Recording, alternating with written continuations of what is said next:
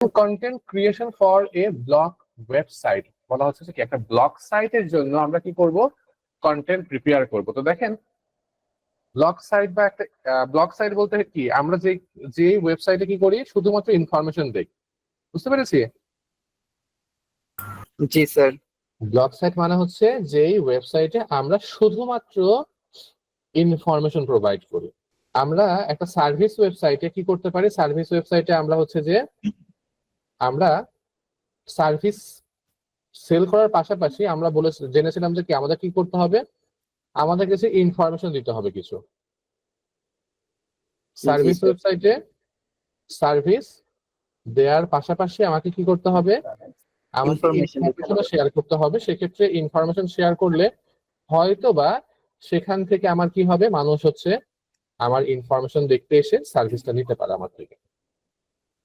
তো এই যে ব্লক কিওয়ার্ড গুলা, সেগুলা দিয়ে তাহলে কি আমরা সার্ভিস ওয়েবসাইটেও কন্টেন্ট রাখতে পারি। বাট কিছু কিছু ওয়েবসাইটই আছে যে ওয়েবসাইট গুলো শুধুমাত্র কাজ কি হবে, ইনফরমেশন ডেলিভার করা।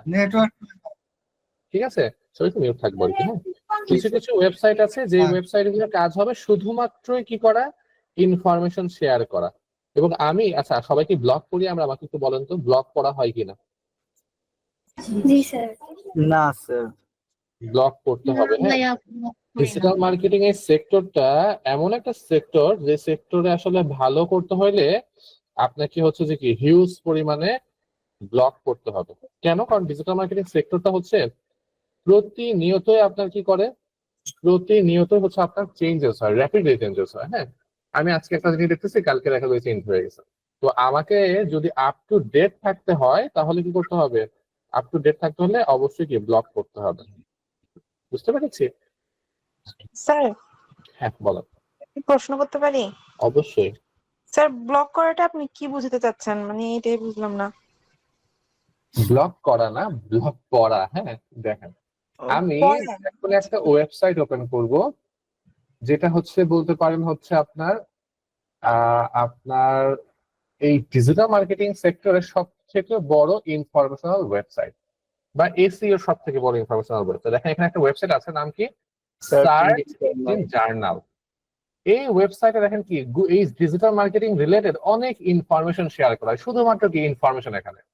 আবার দেখেন আমার আর একটা ওয়েবসাইট আছে, এটা আমার ওয়েবসাইট, যেখানে আমি কম বেশি কিছু ইনফরমেশন দেওয়ার চেষ্টা করেছি। হ্যাঁ, এই যে এই ওয়েবসাইটে দেখেন হচ্ছে কি আপনার এই যে এখানে কিছু ইনফরমেশন আমি হচ্ছে শেয়ার করার চেষ্টা করেছি। হ্যাঁ, যেখানে হচ্ছে যে আপনার বেশ কিছু কন্টেন্ট বা ব্লগ বা ইনফরমেশন আমি রেখেছি।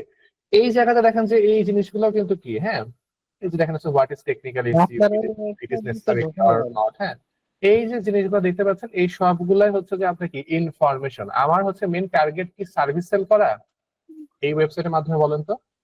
নো স্যার, ইনফরমেশন প্রোভাইড করা। আমার টার্গেট সার্ভিস সেল করা না, আমার টার্গেট হচ্ছে কি, আমার টার্গেট হচ্ছে ইনফরমেশন জানানো, যে এই যে টেকনিক্যাল এসইও এই জিনিসটা কি সবাইকে জানানো। ঠিক আছে, তো এই ধরনের ওয়েবসাইটকে আমরা বলতেছি হচ্ছে ইনফরমেশনাল ওয়েবসাইট অথবা ব্লগ ওয়েবসাইট। ভাইয়া সবাই মনে করতেছে কি ভিডিও ব্লগ করে না ওগুলা। আচ্ছা, দুইটা জিনিসের মধ্যে কিন্তু পার্থক্য আছে, একটু বুঝবো। হ্যাঁ দেখেন, আমি জাস্ট নোটপ্যাডটা ওপেন করি।